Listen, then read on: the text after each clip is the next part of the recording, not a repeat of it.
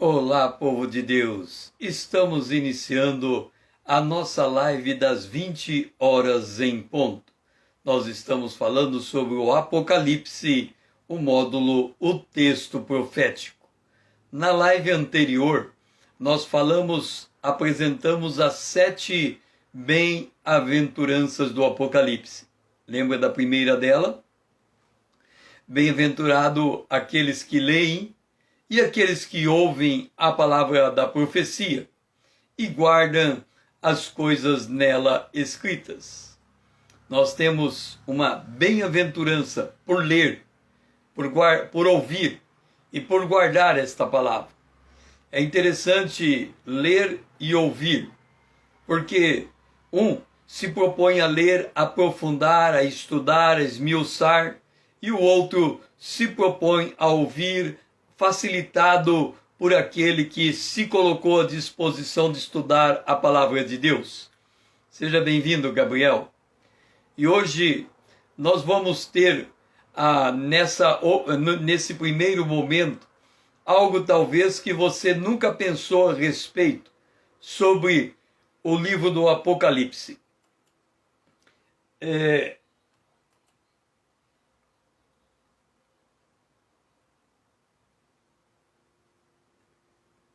O Apocalipse, nós falamos no primeiro módulo, nesse módulo, na primeira live, na parte 1, sobre as bem-aventuranças do Apocalipse. Agora nós vamos dar continuidade.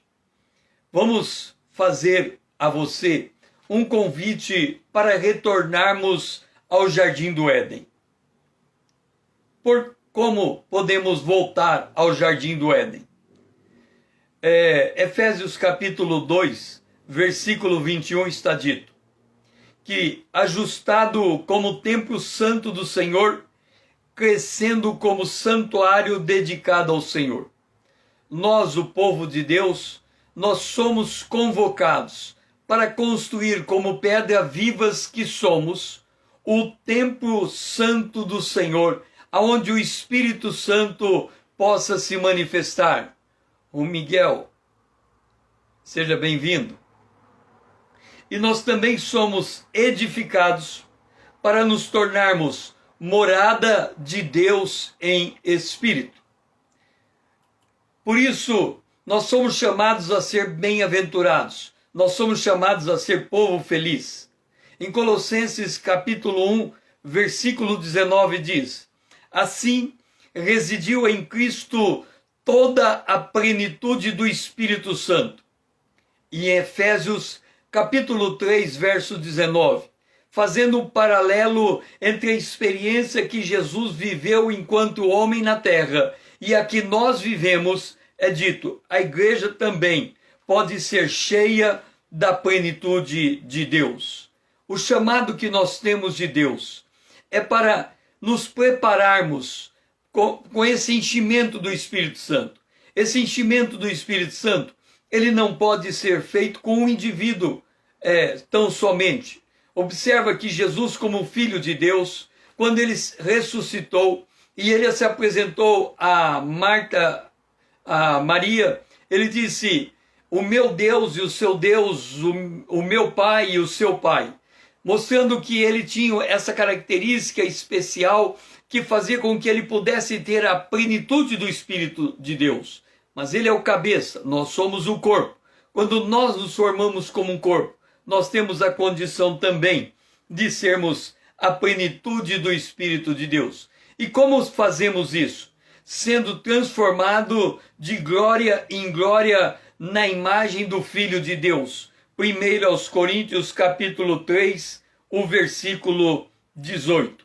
Então, esse é o nosso convite, é o convite de Deus para nós, para voltarmos ao Jardim do Éden, para gozarmos das bem-aventuranças daquele jardim.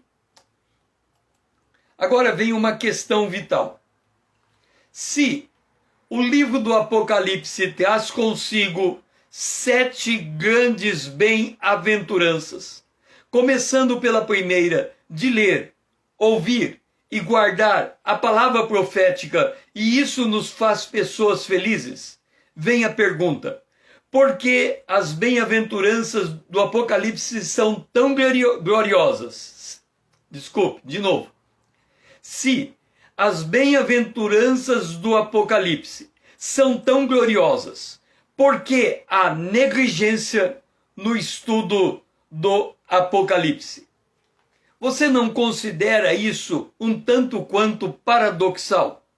O Apocalipse, o livro que começa com revelação de Jesus Cristo, um livro que se autoexplica, um livro que revela a vinda de Jesus, a segunda vinda, um livro que traz no seu bojo 7 grandes bem-aventuranças, um livro que possui autoridade do próprio Senhor Jesus, revelação de Jesus Cristo dada por Deus aos seus servos. Por quê? Esse livro foi negligenciado por tanto tempo na história da Igreja Universal, exceto na Ásia Menor, para onde ele foi enviado a primeira vez. Por que que Lutero, quando ele olhou para o cânon, ele disse assim: quem dera o Apocalipse tivesse sido extraído do cânon, não vejo utilidade nesse livro. Por que que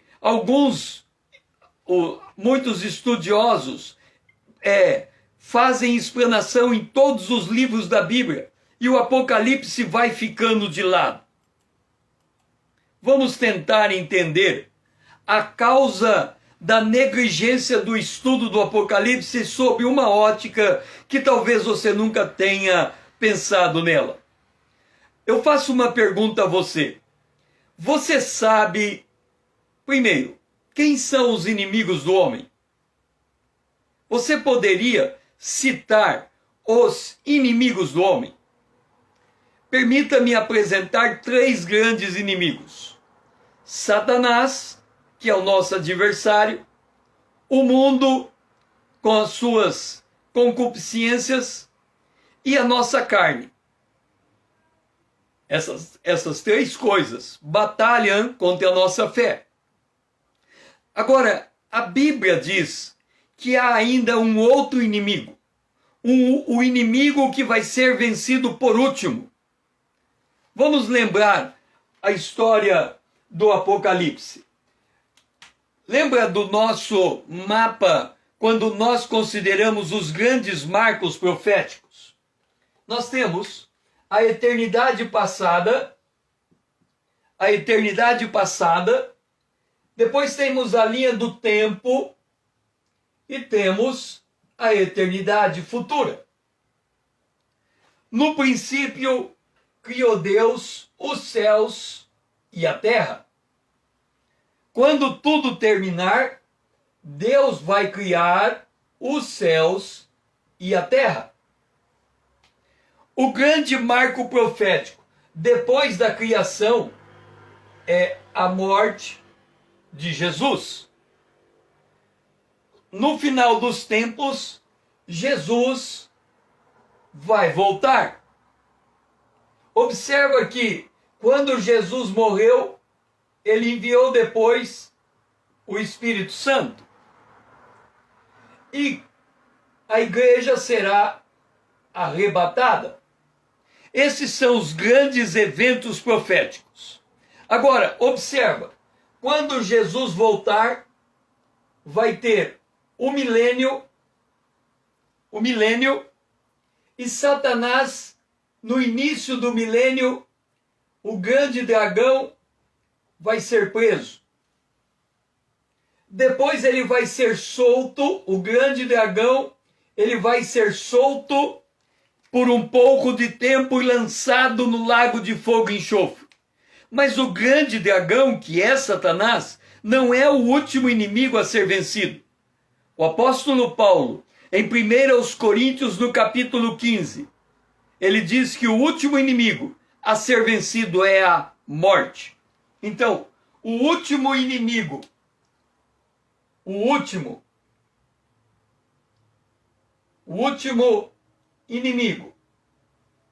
a ser vencido, o último inimigo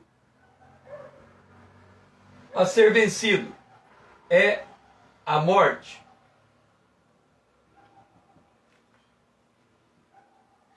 Eu não sei se você já observou, mesmo o cristão, ele diz que ele guarda certo medo da morte. Por exemplo, ele tem medo de voar de avião, porque o avião pode cair, vai morrer. Tem medo de andar de ônibus, porque pode dar um acidente.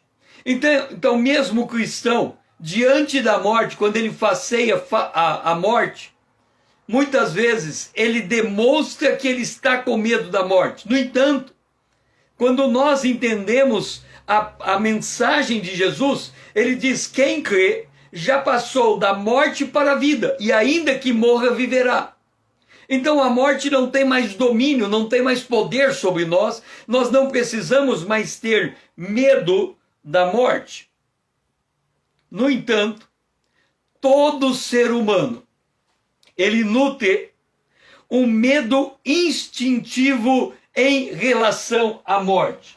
Você vai dizer: César, não é assim. Você está dizendo que todo ser humano tem medo da morte? Estou dizendo. Mas como que isso pode? Vamos ler Hebreus capítulo 2. Capítulo 2, versículo 14, diz assim: visto, pois, que os filhos têm participação comum de carne e sangue, sendo destes também ele, Jesus, igualmente participou, para que por sua morte destruísse aquele que tem o poder sobre a morte, a saber, o diabo. Agora, olha o que o autor aos Hebreus diz: ele livrasse todos que, pelo pavor da morte, estavam sujeitos à escravidão por toda a vida. Deixe-me dar um exemplo bem simples. Mas antes, deixa eu explicar. O autor aos Hebreus está dizendo que os homens, por medo da morte, se submeteram à escravidão por toda a vida. Se submeter à escravidão por toda a vida. Eu não sei se você já ouviu essa expressão: já que vamos morrer, vamos aproveitar a vida e fazer tudo o que a gente quer. Essa expressão, já que vamos morrer, vamos aproveitar a vida, é a expressão que coloca o homem dentro do cativeiro da morte. Por quê? Porque se ele olhar para dentro da morte, ele vai ver que dentro da morte tem a ressurreição. Jesus morreu e ao terceiro dia ressuscitou. No entanto, todo ser humano, ele nutre esse medo. Satanás, ele já é o inimigo vencido. E no dado momento do tempo, ele será lançado na condenação eterna. Jesus venceu Satanás na cruz. Como? Satanás mordeu o calcanhar de Jesus, Jesus morreu, mas Jesus pisou a cabeça da serpente. Então Satanás foi derrotado. Lídia, seja bem-vinda.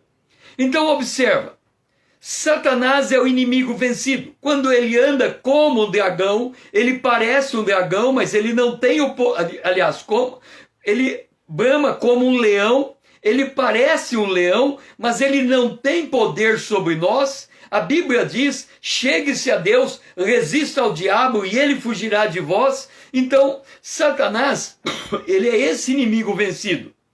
A morte é o último inimigo a ser vencido.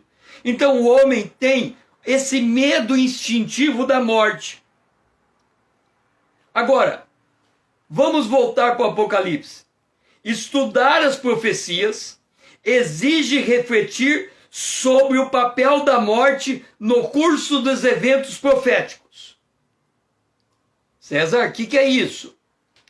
Veja só, qual é a mensagem básica da igreja hoje? Deus é amor. Se prega que Deus é amor, e é verdadeiro, se prega sobre a graça, e deve ser pregado, mas se fala muito pouco sobre o juízo divino, sobre a justiça divina, sobre a condenação eterna. Por quê? Porque quando você fala de juízo, quando você fala de condenação, você tem que pensar na morte.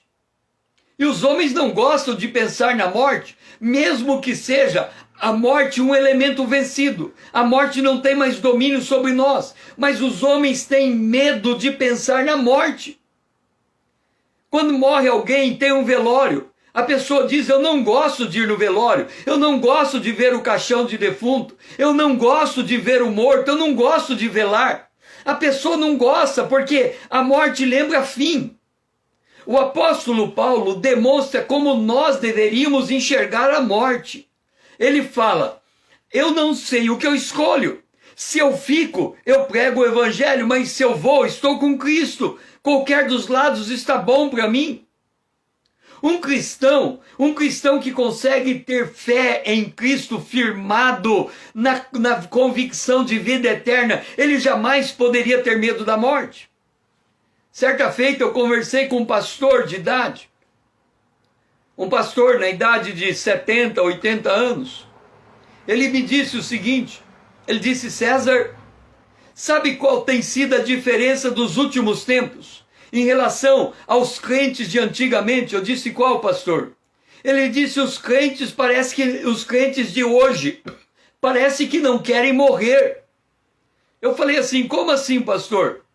Ele falou: eu vou no hospital, o crente está em coma, não tem mais chance para ele está em vida vegetativa, mas ele não rende o seu espírito, parece que ele não quer sair daqui, por mais terrível que seja a condição dele na UTI, ele não quer ir embora, ele quer ficar. Isso crente de anos de igreja. Então vem essa pergunta: por quê? É tão difícil o crente ficar face a face com a morte e estudar a profecia. Por exemplo, quando nós estudamos os selos, a abertura do quarto selo é um cavalo com a morte montada em cima. E ali diz que a quarta parte da humanidade vai morrer. E a quarta parte da humanidade significa hoje em torno de 1,5 bilhão de pessoas. É um número incomensurável para nós. Na Segunda Guerra Mundial morreram 56 milhões de pessoas. Nós não conseguimos imaginar o que é morrer no planeta Terra, num período curtíssimo de tempo, o equivalente a 1,5 bilhão de pessoas. Mas quando você estuda a profecia, você se depara com a ação da morte, com a ação dos juízos. Então há uma resistência instintiva do crente em estudar o Apocalipse. É muito comum, quando nós vamos falar que vamos estudar o Apocalipse, a pessoa diz: eu tenho medo. Ela já declara: eu tenho medo de estudar esse livro. Eu tenho medo das revelações do Apocalipse. Eu tenho medo dos eventos que vão acontecer. E a pessoa, instintivamente, ela se recolhe. Ela não estuda a profecia. Ler, ouvir e guardar as palavras da profecia do Apocalipse é um convite para vencer o medo instintivo da morte, com a consciência que o diabo, que escraviza o homem pelo medo da morte, foi derrotado por aquele que o venceu na cruz, que venceu a morte na cruz, Jesus Cristo. Entenda, quando nós estudamos o Apocalipse, estamos estudando a vitória cabal, final, que já foi consumada na cruz de Jesus Cristo. Ele está vindo para pôr um basta no planeta como nós estamos conhecendo e criar um novo céu e uma nova terra, nos adaptando para viver para a eternidade. Mas isso passa pelo Apocalipse. Observa que hoje, quando nós falamos de eventos proféticos, o que os grande número de pastores estão dizendo? Eles estão dizendo que nós temos que refrear a vinda do anticristo, nós temos que retardar a vinda do anticristo, nós temos que colocar um presidente crente no Brasil, porque se fizermos isso, estamos retardando a vinda do anticristo. Há uma obsessão do mundo cristão de querer impedir que o anticristo faça o que ele vai fazer. No entanto, quando nós lemos o Antigo Testamento, ali está dito: orai pela paz de Jerusalém. Deixe-me dizer uma coisa para você, e presta muita atenção nisso. Quando Israel está em guerra, nós temos paz. Quando Israel entra em paz, nós estamos com graves problemas. De novo, quando Israel entra em guerra, nós estamos em paz. Mas quando Israel entra em paz, nós estamos com graves problemas. Você vai dizer: César, de onde você tirou isso? Israel, desde que foi formado nação, no dia seguinte em que ele foi formado nação, todas as nações árabes se voltaram contra ele para destruí-lo e não conseguiram. Em 1967, as nações árabes se levantaram de novo contra Israel para destruí-lo. E em 6 dias, Israel reverteu a guerra e aumentou, conquistou novos territórios. E assim, de tempo em tempo, eles tentam de novo contra Israel. Israel se defende. Mas a Bíblia diz que quando Israel baixar as suas armas, é porque ele terá assinado o acordo com o anticristo. Portanto, quando Israel entrar em paz, o anticristo estará governando o resto do mundo. Então, se nós formos olhar do ponto de vista da nossa paz, Israel tem que continuar em guerra, porque enquanto eles estiverem em guerra, eles ainda não assinaram o acordo com o anticristo. Por outro lado, quando o Antigo Testamento nos ensina a orar pela paz de Jerusalém, pelo que nós estamos orando? Para que não haja guerra em Jerusalém? De modo nenhum. Quando nós oramos para que haja paz em Jerusalém, nós estamos orando de fato para que o príncipe da paz venha. O príncipe da paz é Jesus. E quando ele vier, vai ter a batalha do Armagedon. Então, de certa maneira, quando nós oramos: Senhor, traga a paz para Jerusalém, nós estamos dizendo: Senhor, abra os 7 selos, Senhor, venha Armagedon, Senhor, que Israel reconheça Jesus como Salvador, Senhor, desça sobre a Monte das Oliveiras, Senhor, estabeleça seu reino milenar. Então nós temos que cruzar pelo Apocalipse para ter a paz de Jerusalém. Então nós temos que abrir o nosso entendimento das realidades do mundo e das voltas de Jesus e o que se configura nessa volta. Então, quando lemos e estudamos o livro do Apocalipse, nós estamos sendo vacinados contra o medo da morte. Significa que o livro do Apocalipse diz daqueles que vão morrer por amor a Cristo, vão morrer torturado, e a Bíblia diz assim: aqui está a paciência dos santos, para depois do arrebatamento da igreja, aqui está a paciência dos santos, quem for levado prisioneiro, vá ser prisioneiro, quem for levado à morte, morra. Ou seja, depois do arrebatamento da igreja, não se poderá resistir ao mal. Então, quando nós olhamos o Apocalipse, esse ambiente de morte está muito próximo e instintivamente o homem recua diante da morte. Por isso que nós temos que ter consciência que a principal causa de não lermos o livro do Apocalipse não é a dificuldade do seu conteúdo. A principal causa do não lermos o livro do Apocalipse é o medo instintivo da morte que o ser humano guarda consigo. Ainda que a morte para o crente seja o inimigo já vencido. Ainda que a morte para o crente não tenha mais poder sobre ele. Agora, deixe-me fazer outra pergunta para você que talvez você nunca tenha se feito no livro do Apocalipse. Quando lemos Apocalipse capítulo 1 e o segundo módulo, nós ainda estamos no capítulo 1 do Apocalipse. Vamos ler Apocalipse capítulo 1, versículo de número 3. A primeira bem-aventurança do Apocalipse. Bem-aventurados aqueles que leem e aqueles que ouvem as palavras da profecia e guardam as coisas nelas escritas. Agora, abra bem o ouvido para o que está escrito. Preste atenção.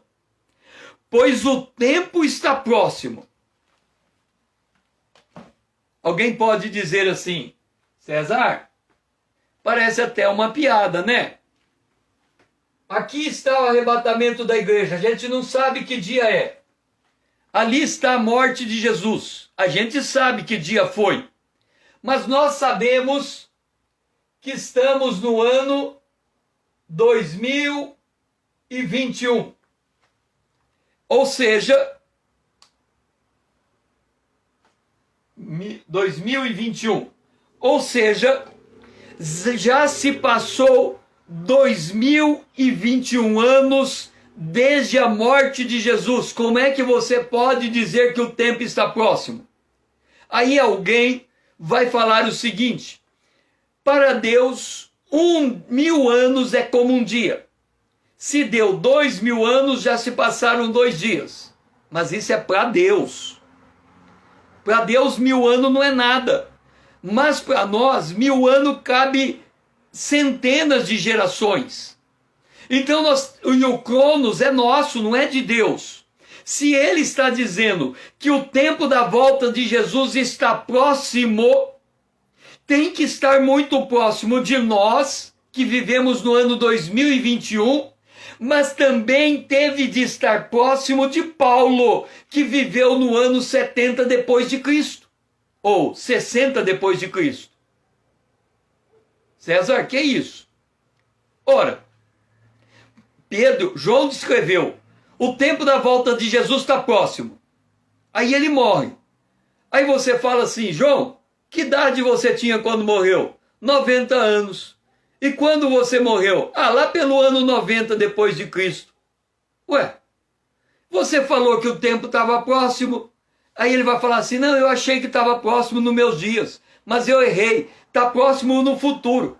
Gente, se Deus está dizendo, se a palavra de Deus está dizendo que o tempo está próximo para Paulo, para João e para mim, o tempo tem que ser igual para todo mundo.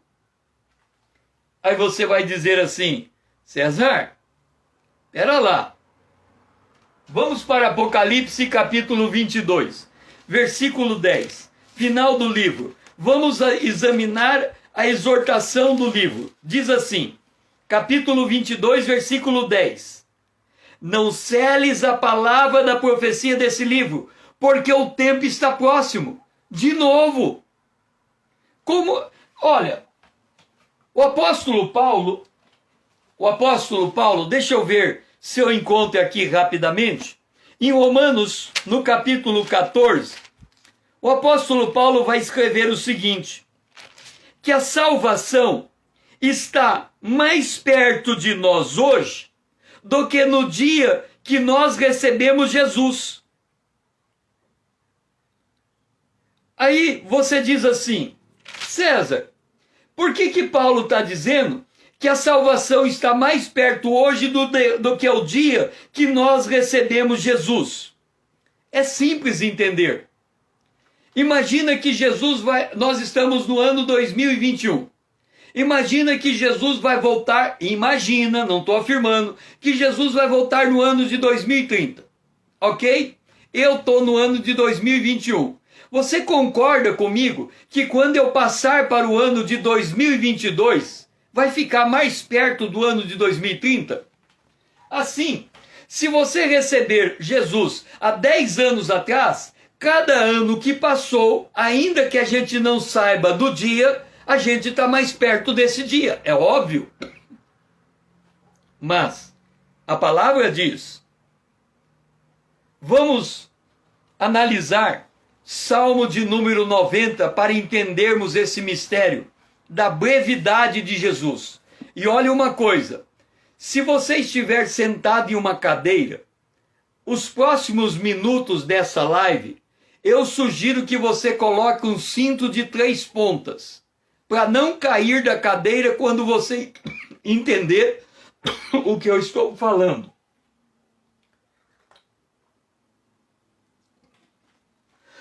Afivele o cinto de segurança para você não cair da cadeira depois de você entender por que o tempo está próximo. Salmo 90, versículo 1. Vamos ver primeiro o tempo de Deus. Olha só, o Senhor tem sido o nosso refúgio. Olha como que Deus é refúgio. Deus é nosso refúgio de geração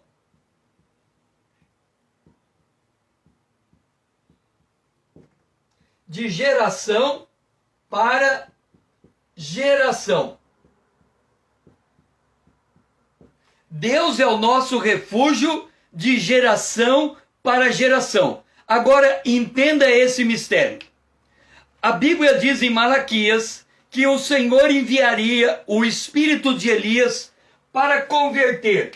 A geração de cima é a geração dos pais. A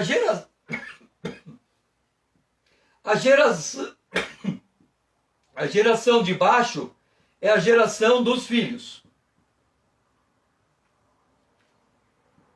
Deus diz que vai converter o coração dos pais ao filho.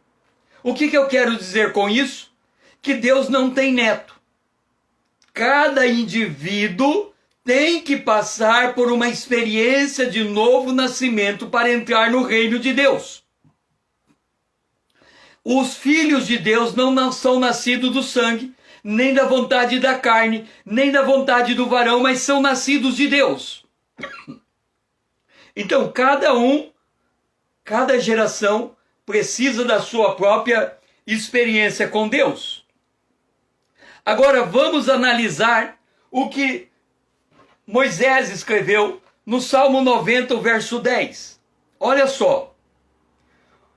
Os dias de nossa vida sobem a 70 anos. Então, Moisés está dizendo que geração ela tem 70 anos. Ele também diz aqui que alguns chegam a 80 anos. E quem tem muita força passa um pouco mais. Então vamos colocar aqui 90 anos. Ok? Se o homem conseguir chegar até o tempo da sua vida natural, ele pode chegar a 70, a 80, 90 ou passar disso. Ok. Isso é o que Moisés diz. Agora, vamos para Tessalonicenses, 1 Tessalonicenses, capítulo 4. 1 Tessalonicenses, capítulo 4. Olha o que Paulo fala dos santos. Olha o que Paulo fala dos santos. 1 Tessalonicenses, capítulo 4.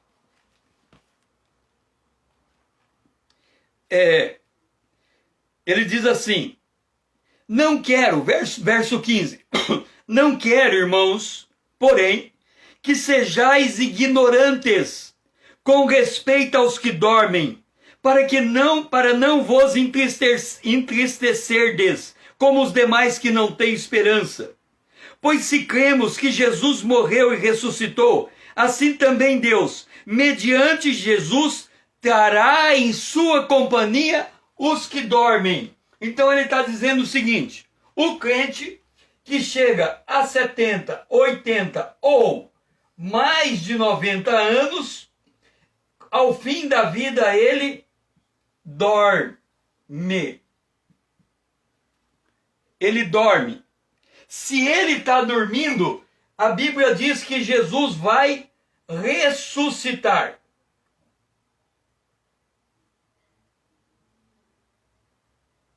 Ressuscitar.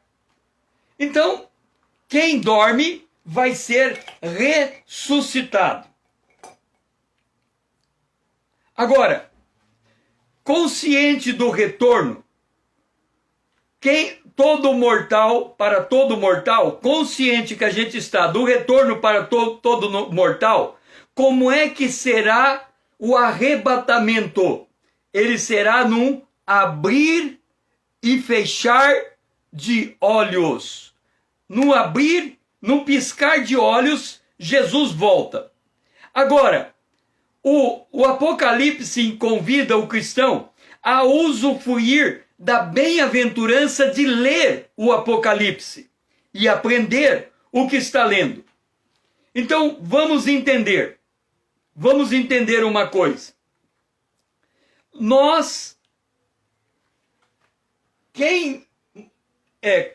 O que mede a passagem do tempo? O que faz medir a passagem do tempo? O que faz medir a passagem do tempo é vou colocar aqui, é o sol.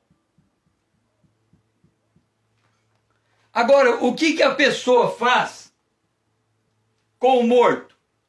Ele pega o morto, coloca num caixão, põe dentro da terra e o morto vira pó. O apóstolo Paulo diz que quando o indivíduo morre, ele morre e fica, se ele é crente, ele fica dormindo, aguardando a ressurreição. Agora, faz uma experiência.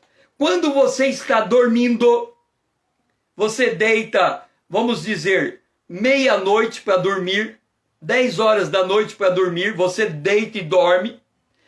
Aí você acorda de manhã, às 6 horas da manhã. Você dormiu às 10, era de noite. Você acordou de manhã, agora é dia.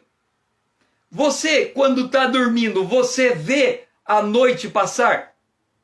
Não vê. Se você não marcar no relógio que hora que você foi dormir e que hora você acordou, você não vai ver o tempo passar. Também quem está morto não está vendo o tempo passar. Então eu pergunto para você, Paulo morreu no ano 60 depois de Cristo, por aí, 60 depois de Cristo. Quando ele ressuscitar, quanto tempo passou para Paulo entre a sua morte e a sua ressurreição? Quanto tempo? O fechar e o abrir dos olhos. Nada. Uma pessoa que morreu há 1000 anos atrás, se ele for ressuscitado, quanto tempo passou entre a sua morte e a sua ressurreição? Nada. O tempo parou de contar. Se eu morrer hoje e Jesus voltar amanhã, quanto tempo passou entre a minha morte e a ressurreição? Nada. Eu estava dormindo. Quem dorme, o tempo para de contar. Lembra quando Jesus disse para o ladrão, ainda hoje você vai estar comigo no paraíso? O ladrão morreu na cruz naquele dia, fechou os olhos. Jesus ressuscitou, foi ao mundo dos mortos no terceiro dia, depois ele subiu aos céus. E o paraíso só aconteceu na vida do ladrão, no mínimo 3 dias depois, quando Jesus subiu de novo aos céus. Ele subiu e voltou rapidinho, ficou 40 dias, depois subiu de novo.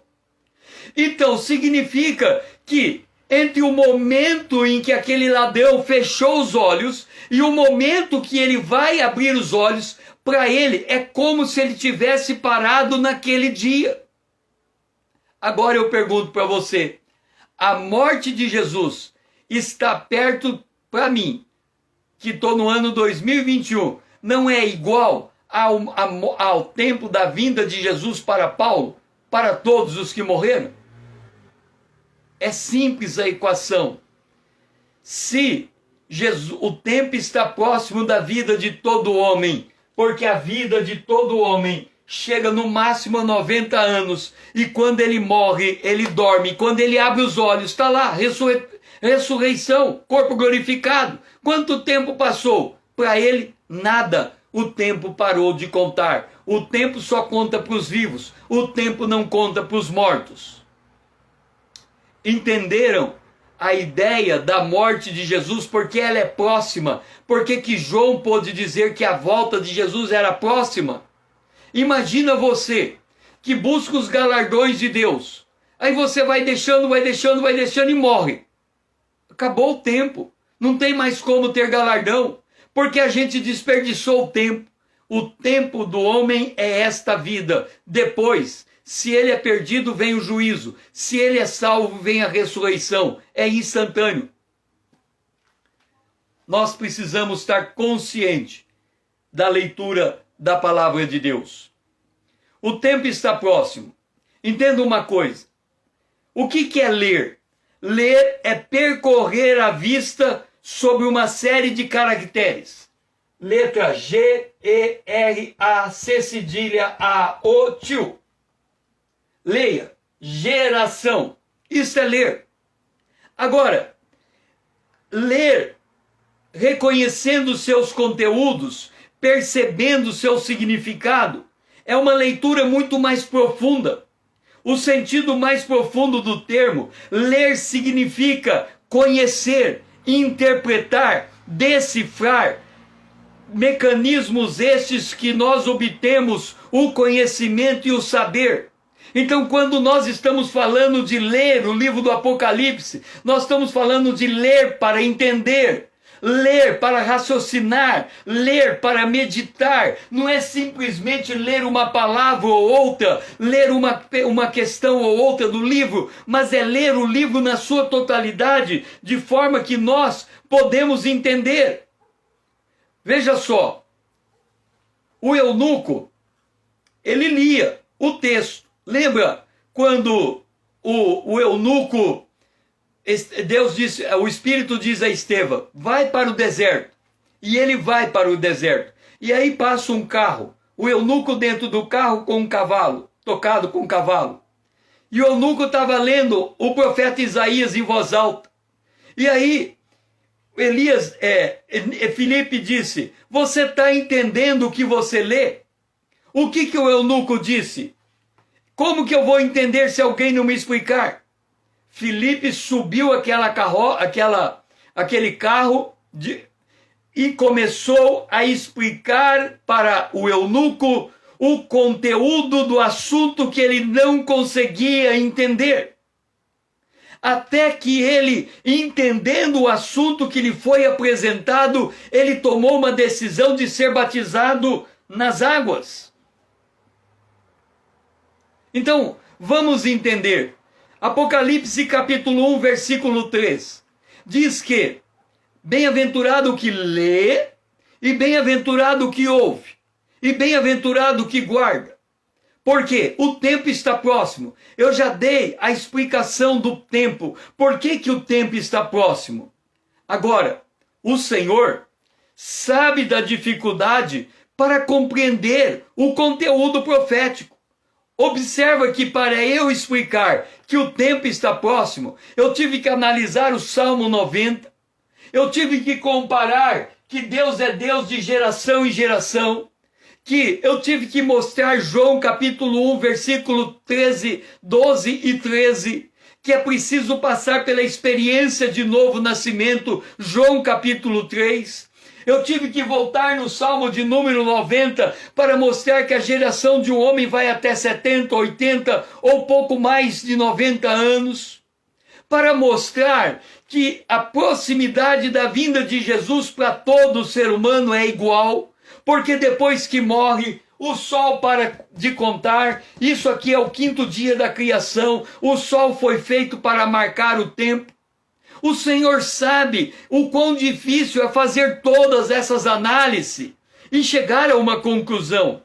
Por isso ele faz uma distinção em Apocalipse capítulo 1, versículo 3, na primeira bem-aventurança. Bem-aventurado o que lê, bem-aventurado o que ouve. Por quê? as Escrituras têm textos difíceis de entender. O apóstolo Pedro disse que muitos indoutos, muitos inexperientes, muitos imaturos estão torcendo a palavra de Deus para a sua própria perdição. Então, estudar a palavra de Deus é algo que se reveste de muita seriedade, de muita diligência, de muito cuidado, de muito tato. Esta é a função de quem lê. Mas a função de quem ouve é aquele que recebe mastigado, é aquele que recebe debulhado, como eu estou fazendo aqui com você, apresentando o tempo está próximo e demonstrando por A mais B que a proximidade do tempo é igual para todos os homens. Não importa que já passou 2021 anos depois da vinda de Jesus. O tempo continua sendo próximo, porque a qualquer instante eu posso morrer, você pode morrer. A nossa vida nós não sabemos do dia de amanhã. E quando a gente morre no Senhor, a gente dorme. E quando a gente abre os olhos, é a ressurreição, é um corpo glorificado. O tempo parou de contar. É como se nós tivéssemos ressuscitado no mesmo dia da nossa morte. O tempo está próximo. E esta introdução, nós estamos falando sobre o texto profético, nós estamos pegando um texto profético e fazendo uma análise mais profunda dele.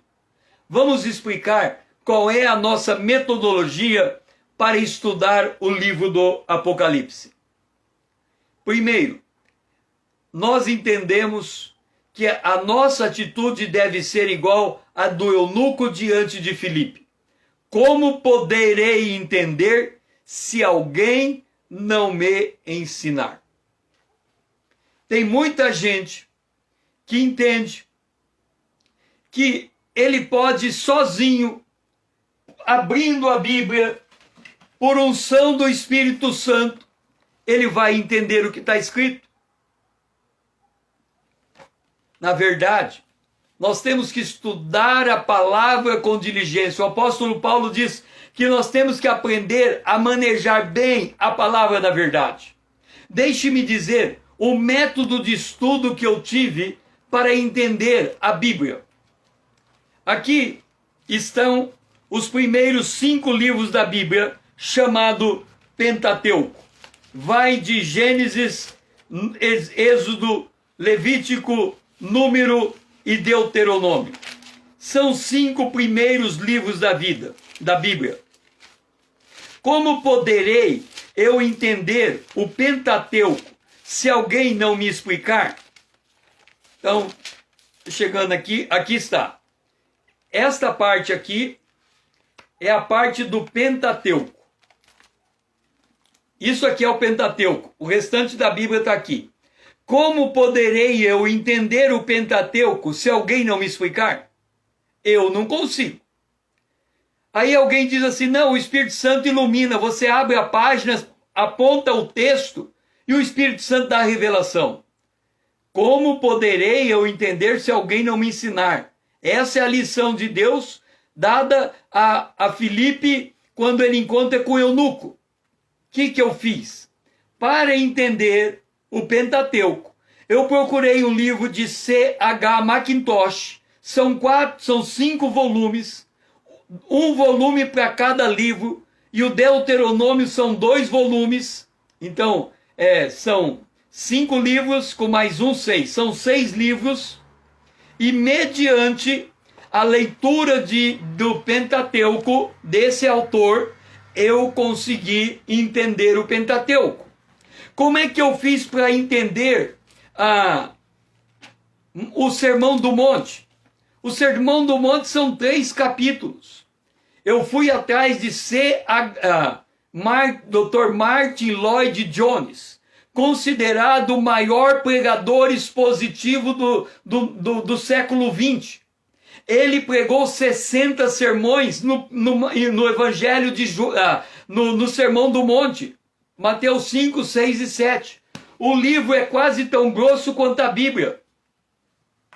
Compilação dos sermões dele. Eu aprendi o Sermão do Monte com C.H. Mackintosh. E assim, cada livro da Bíblia, eu fui procurando um autor que abrisse o livro para eu entender. Qual era o meu objetivo? O meu objetivo era esse. Eu queria chegar à condição de abrir a Bíblia, pôr o texto no versículo e pregar naquele texto. E já fiz isso muitas vezes. Mas quando eu coloco um dedo no versículo, eu sei que livro é aquele, o que vem antes, o que vem depois, qual é o cenário daquele livro. Então eu consigo pregar dessa maneira, porque eu me preparei para esta hora, porque alguém me ensinou a Bíblia, as Escrituras.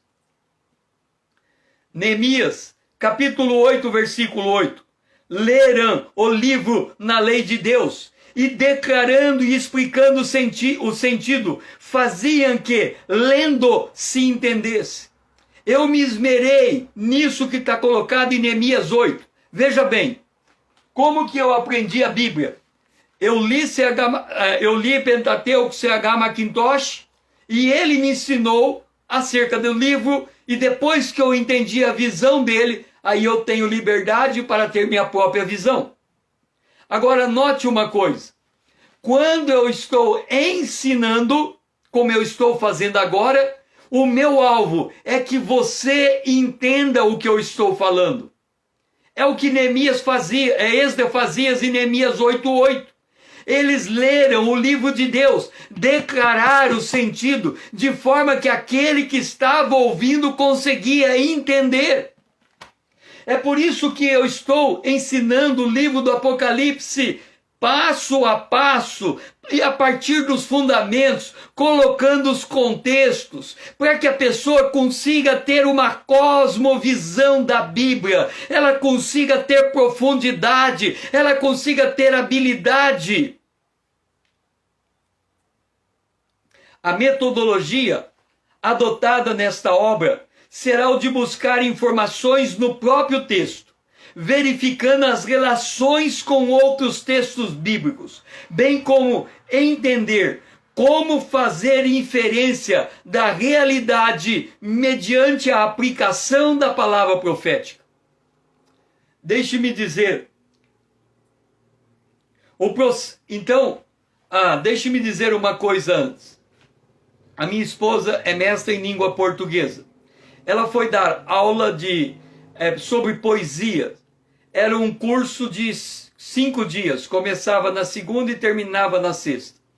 Ela estava dando a aula e quando chegou na quinta-feira, os alunos se reuniram para falar com ela e disseram assim: nós estamos tendo aula na segunda, na terça, na quarta e na quinta, e não entendemos nada dessa aula. A sua metodologia está errada. Ela disse assim: amanhã é sexta. Amanhã eu vou entregar um exercício para vocês. E vocês vão ter que usar o que vocês aprenderam na segunda, na terça, na quarta e na quinta. E vocês estão me dizendo que não aprenderam nada. Se na sexta, ao entregar o exercício, vocês resolverem um exercício, não resolverem um exercício, eu estou disposta a repetir as aulas sem custo nenhum para vocês. Então eles ficaram tranquilos. Chegaram na sexta-feira, pegaram a folha de exercício e resolveram tudo. Porque quando eles viram o exercício, tudo que tinha aprendido fez sentido. Esse é o ensino da palavra de Deus. É você ensinar o fundamento, ensinar o fundamento, e a pessoa vai apropriando, e quando chega nos textos mais difíceis, ela está habilitada a entender aqueles textos. Portanto, a metodologia adotada para ensinar o Apocalipse é um processo de mediação no ato da leitura, que permite que o ouvinte aprenda a apreciar o texto profético, compreendendo como esse texto se aplica em sua vida e na história da humanidade. Esse é o meu propósito quando eu ensino. É aqui para o Apocalipse, amanhã com Deus, quando eu faço também, tem o mesmo propósito. É fazer com que você ame a palavra de Deus, que você entenda a palavra de Deus, que você ganhe profundidade na palavra de Deus. Se você me perguntar as coisas para fora da Bíblia, eu não vou saber dizer. Mas se você perguntar as coisas para dentro da Bíblia, como que um texto se liga no outro, como que eu consigo fazer o raciocínio, ligando diferentes textos, diferentes contextos, para extrair o entendimento, é assim que eu vou conduzir você nesse processo de aprendizado do livro do Apocalipse.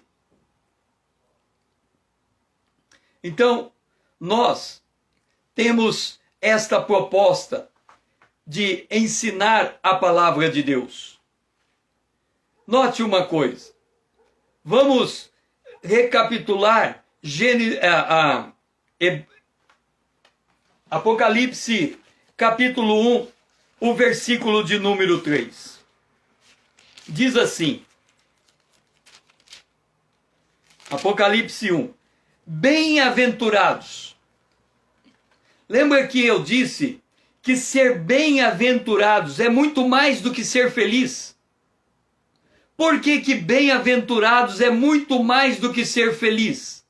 Porque ser bem-aventurado é voltar ao jardim do Éden.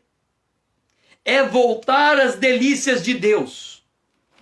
Nós temos que ter uma visão da vinda de Jesus, como nós encontramos no livro de Cantares, no capítulo de número 5. Olha que coisa extraordinária. A esposa, que é a igreja, dizendo para o esposo, o meu amado meteu a mão por uma fresta, e o meu coração se comoveu de amor por ele. Quando diz bem-aventurado, feliz, os que leem, é feliz os que amam esta palavra.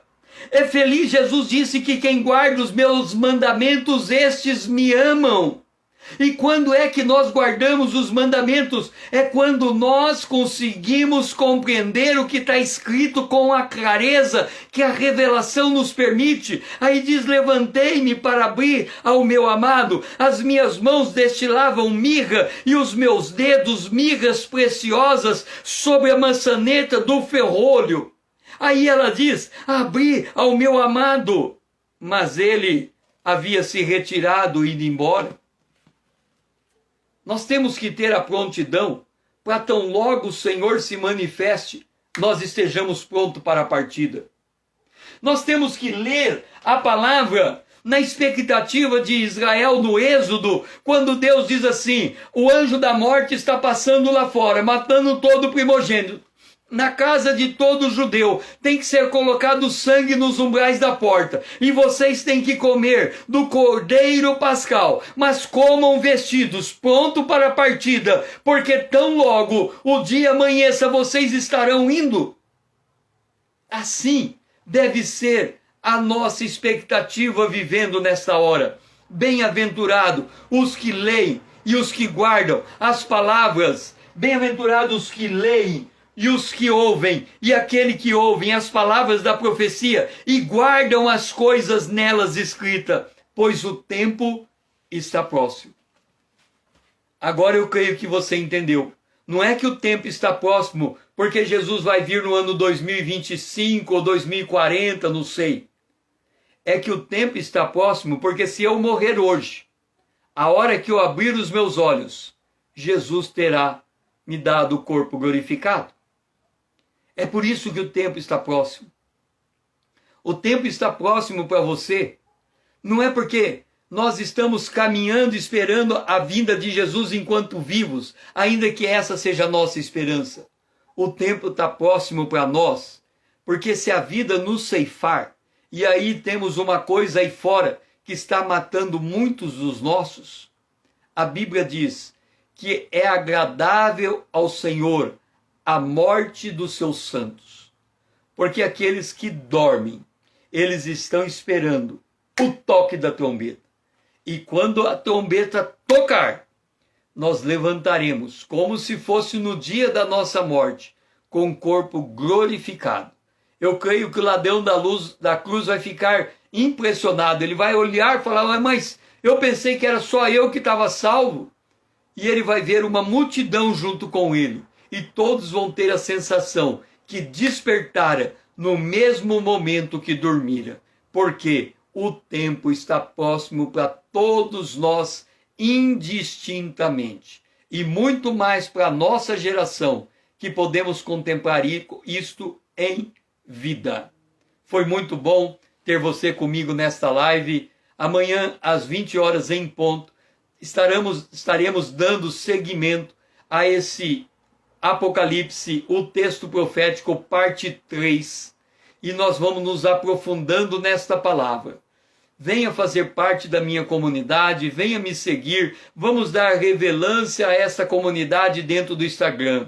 Quando eu terminar esse vídeo, se o Senhor me permitir e tudo der certo na sua gravação, envie esse vídeo aos seus amigos. É só pegar o aviãozinho, colocar os nomes e você está mandando esse vídeo para ir muito mais longe. Você pode me ajudar a fazer esta mensagem chegar ao povo de Deus, para que ele seja despertado. Desperta você que está dormindo. Levanta-te de entre os mortos e Cristo vai lhe esclarecer. Ajude a fazer esse despertamento mandando esta mensagem. Que o Senhor lhe abençoe e lhe guarde.